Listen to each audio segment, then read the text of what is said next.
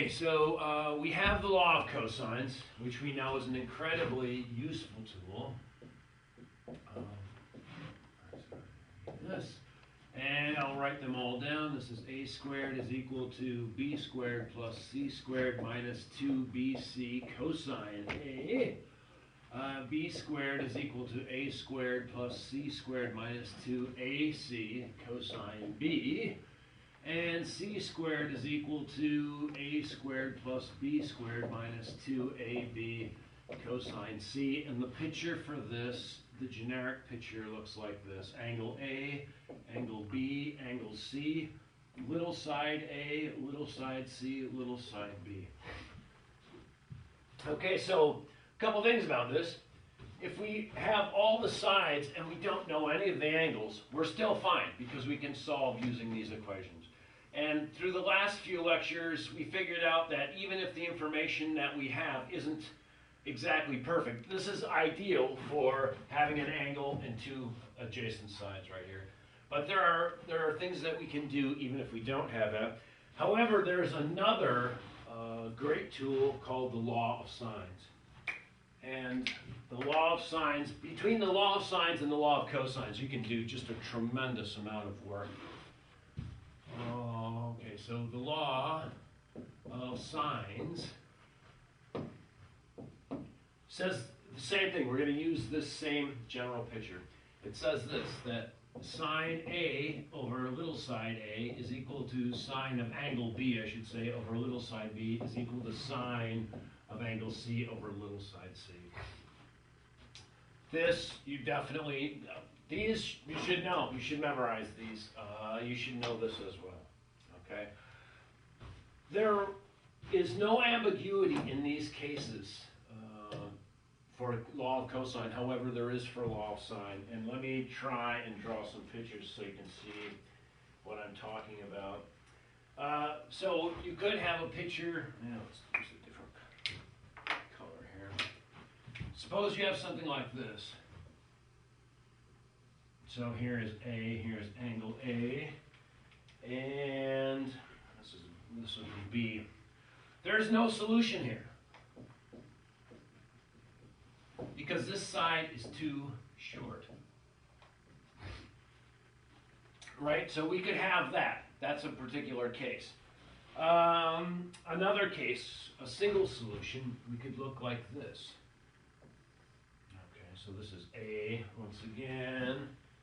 This is C. This is little a. So this has one solution. And I'll get more into this in just a very brief time. And now the case that you have to worry about, and that is, you can have a case like this. Oopsie.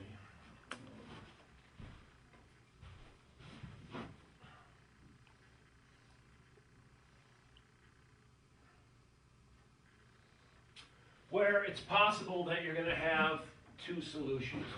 Here is A, this is C, this is little a, or this is little a. We don't know which one this is, right? So there are these indefinite cases, and there's ways to figure out which it is. And sometimes you just solve for both cases and see which one is applicable to what you're doing. So let's just start working with these. I brought our old friend, the t-shirt of Disgust back, and I still haven't washed it because I'm really kind of lazy. So take this out. And when I grabbed it today, it was stiff like a piece of cardboard, but it's nice and wet and full of disgusting ink right now, so I will be chasing my students around with it later if they don't hand in their assignments. Okay, so let me put the laws of sine up here so you can keep your eyes on what the actual formulation is while I do these computations.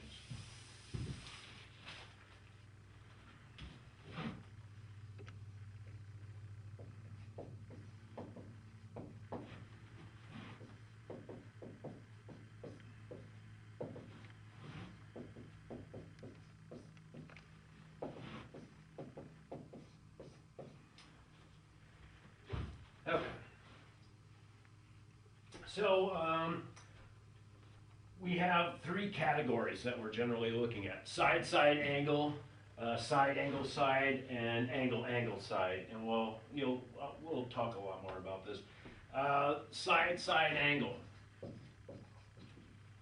So we're given, solve the triangle ABC when angle A is 65 degrees. A is 6 and B is 7. Little side A is 6 and little side B is equal to 7.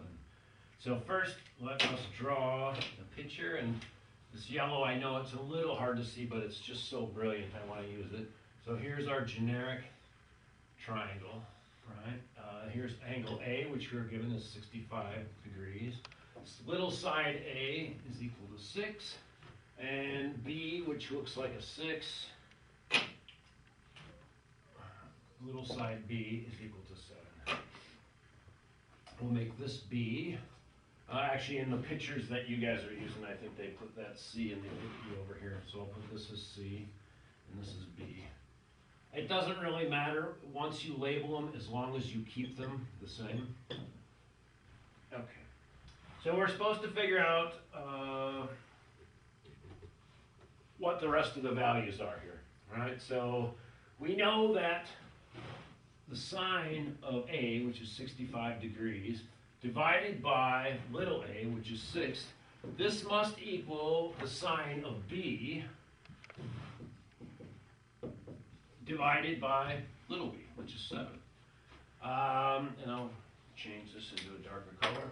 So multiplying both sides by 7, I have 7 times the sine of 65 degrees divided by 6 is equal to the sine of B.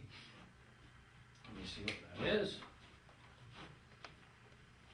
Okay, so 65 degrees, sines, I'm in degrees, I noticed that, times 7 divided by 6.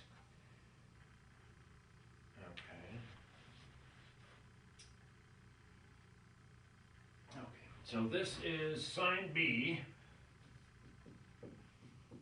is equal to 1.0573 and change. What do we get right now by this? So sine is trapped between -1 and 1. This is greater than 1. This doesn't exist. Okay, so this cannot work. Basically, we specified an angle and a couple sides that simply aren't going to work. And needless to say, this picture can't even look even remotely right because 7 should be longer than 6. And here's the problem.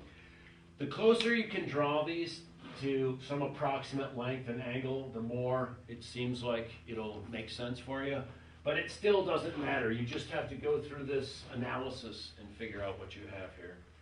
And let me see. Okay, so your book says there is no angle B whose sine is greater than 1, therefore no triangle satisfies the given data. Okay. Well, we're going to do another one of these, but we have to change over the film, so we'll be right back. Don't go anywhere.